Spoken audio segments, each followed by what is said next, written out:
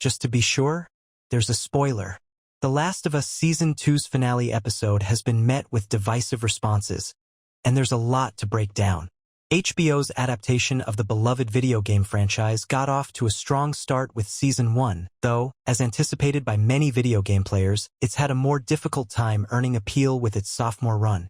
Joel's death in Season 2, Episode 2 divided the show's viewership, but the subsequent episodes, lacking the star power of Pedro Pascal, continued to split audiences. Reactions to The Last of Us Season 2's ending are completely split on social media platforms, with such a vast array of perspectives that it can be difficult to pin down people's feelings.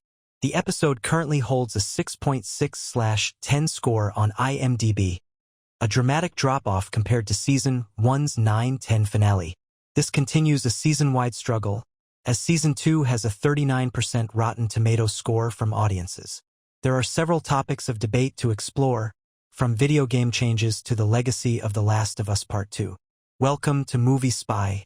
The Last of Us Season 2's cliffhanger ending is divisive. Viewers will have to wait years to see what happened. Given what we know about The Last of Us Season 3, the decision to end Season 2 on a cliffhanger wasn't a massive surprise to anyone who's played the games.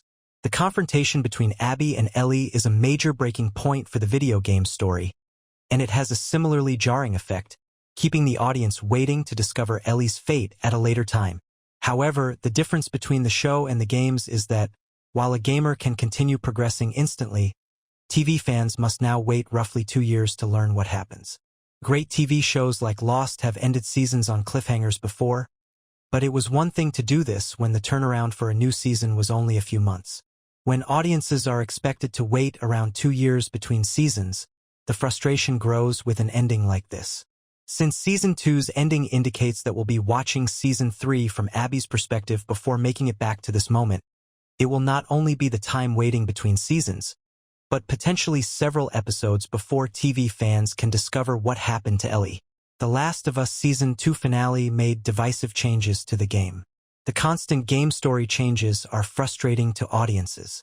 As with practically every episode of The Last of Us, the Season 2 finale took its creative liberties, with changes made to the story audiences are familiar with from the games. Adaptation has to have a degree of difference for it to be enjoyable and worthwhile as its own project, but fans are always going to pick apart which version they prefer, scene by scene. A moment that really threw game players off was Ellie revealing her and Joel's secret about the fireflies to Dina, which doesn't happen in the game.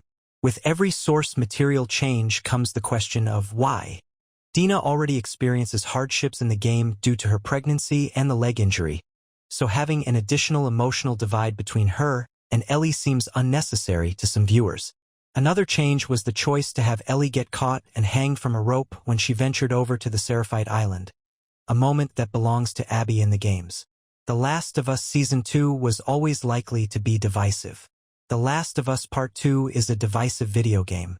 Anyone who's familiar with the games knows that The Last of Us Part 2 was incredibly divisive upon its release. While some fans praised the game for its daring exploration of characters and themes, others struggled to cope with the death of a beloved protagonist, distraught by Joel's fate.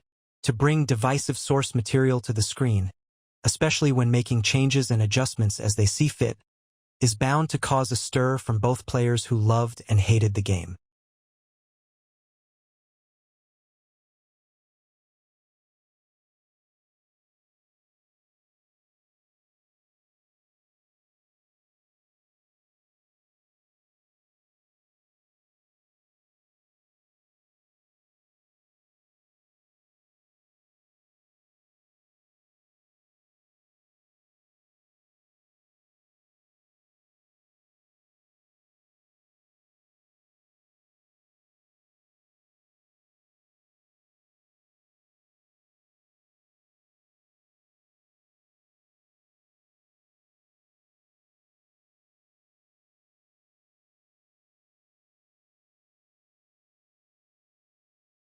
Just to be sure, there's a spoiler. Ellie is responsible for some shocking kills in The Last of Us Season 2 finale, including a pregnant woman, but the TV show cut an even more shocking kill from the video game. The Last of Us Season 2 killed off a lot of characters. Gail's husband Eugene got infected, Ellie tortured Nora to death at the hospital, And, of course, Joel's brutal murder is what kicked off the entire story. Half of the season's major character deaths happened in the finale.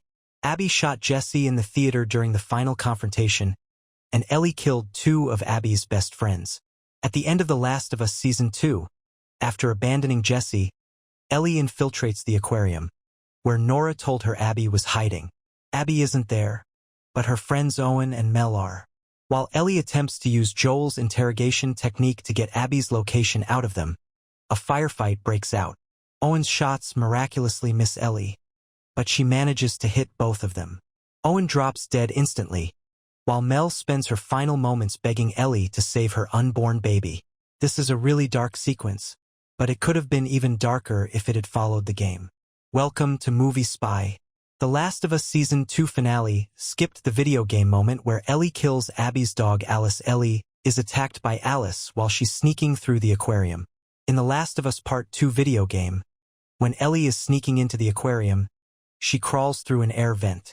When the vent collapses into a hallway and she comes tumbling out, she's attacked by a Belgian Malinois. As the dog tries to maul Ellie, the player is implored to press the square button to fight her off. Eventually, Ellie takes out her switchblade and stabs the dog to death. When the game switches to Abby's perspective and she's sent out to the FOB, she collects this dog from the stadium's kennel to join the patrol. We learn that the dog's name is Alice and she's a really good girl. She's fiercely loyal to Abby and her friends, attacking clickers and seraphites, and, eventually, Ellie, to protect them. As we get to know Alice throughout Abby's storyline, we start to feel pretty bad for killing her as Ellie. And that's by design. It's part of the game's overall thesis that there are no good guys and bad guys. There are sympathetic human beings on both sides of any conflict. It's all a matter of perspective.